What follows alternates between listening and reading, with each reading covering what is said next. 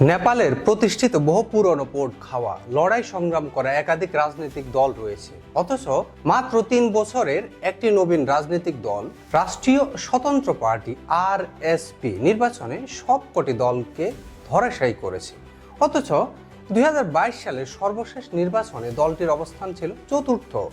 কেন তাদের ক্ষমতা থেকে এত অপমানজনকভাবে বিদায় নিতে হলো তরুণদের গড়া দলের কাছে? বালেন্দ্র শাহর আলোচিত আরএসপি একটি মধ্যধারা রাজনৈতিক দল। প্রতিষ্ঠার পর অল্প সময়ের মধ্যে দলটি নেপালের রাজনীতিতে জনপ্রিয়তা পায়, নতুন প্রজন্ম ও শহুরে তরুণদের সমর্থন লাভ করে। গত বছর রাজনীতিক ও ক্ষমতাবান ব্যক্তিদের সন্তানরা নেপো কিডস নামে পরিচিত ছিল। তাদের বিরুদ্ধে স্বজনপ্রীতি, দুর্নীতির অর্থে বিলাসী জীবনের সমালোচনায় সরকারের সামাজিক মাধ্যম নিষেধাজ্ঞাকে কেন্দ্র করে যে বিক্ষোভ শুরু হয় তা দ্রুতই ব্যাপক গণঅভ্যুত্থানে পরিণত হয়। সেখানে পুলিশ সহ ৭৭ জন নিহত হয়েছিল। বালেন্দ্র শাহ সেই আন্দোলনে প্রকাশ্যে বিক্ষোভকারীদের সমর্থন দিয়েছিল এবং কেপি ওলিকে সন্ত্রাসী ও বেঈমান বলে অভিহিত করেছিল।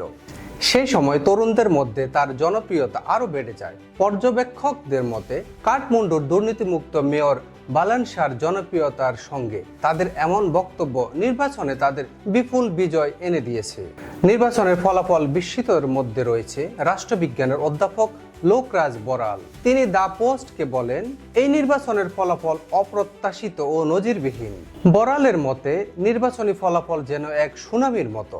জনগণের মধ্যে জমে থাকা ক্ষোভের কারণে আরএসপির দিকে মানুষ ব্যাপক ঝোঁক দেখা গেছে। ৫ই মার্চের নির্বাচনে বিলুপ্ত সংসদের প্রধান দল নেপালি কংগ্রেসের সভাপতি গগন দাপা আরএসপির অমরেশ কুমার সিংয়ের কাছে বড় ব্যবধানে হেরে যান। আরএসপি নেতা বালেন্দ্র শাহের কাছে বিপুল ভোটের ব্যবধানে হেরে যান সংসদের দ্বিতীয় বৃহত্তম দলের নেতা কেপি শর্মা ওলি। শীর্ষ ৩ নেতার মধ্যে শুধু নেপাল কমিউনিস্ট পার্টির নেতা পুষ্পকমল জয়ী হয়েছেন। নির্বাচনের ফলাফল স্পষ্ট বার্তা দিয়েছে, ভোটাররা সব পুরনো রাজনৈতিক দলের উপর আস্থা হারিয়েছেন।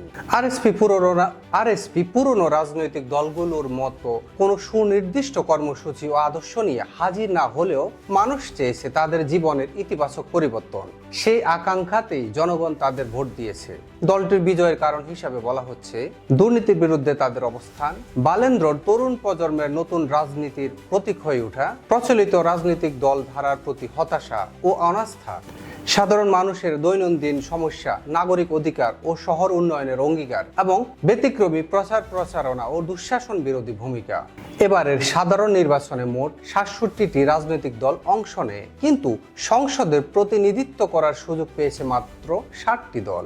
নেপালের সংসদে মোট ২৭৫টি আসন, এর মধ্যে ১৬৫ আসনে সরাসরি নির্বাচন ও ১১০টিতে আনুপাতিক ভোটের ভিত্তিতে নির্বাচন হয়।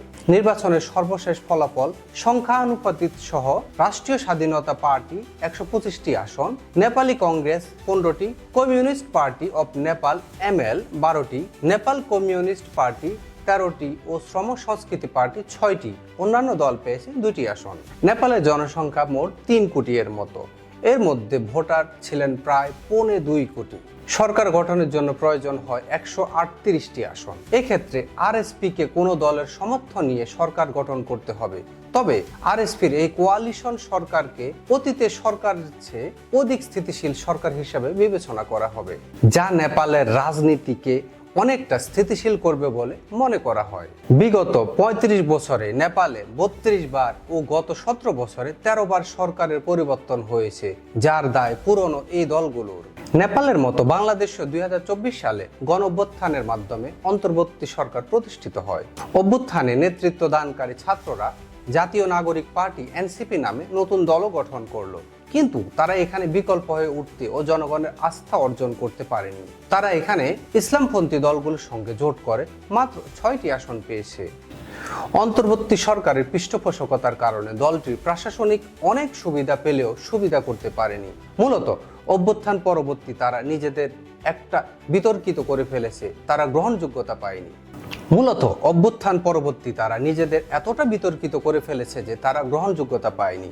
অথচ দ্বিদলীয় ধারা ও অপরাজনীতির বিপরীতে একটি বিকল্প ধারার উর্বর প্রেক্ষাপট ও বাস্তবতা থাকলেও সেটি তারা কাজে লাগাতে পারেনি।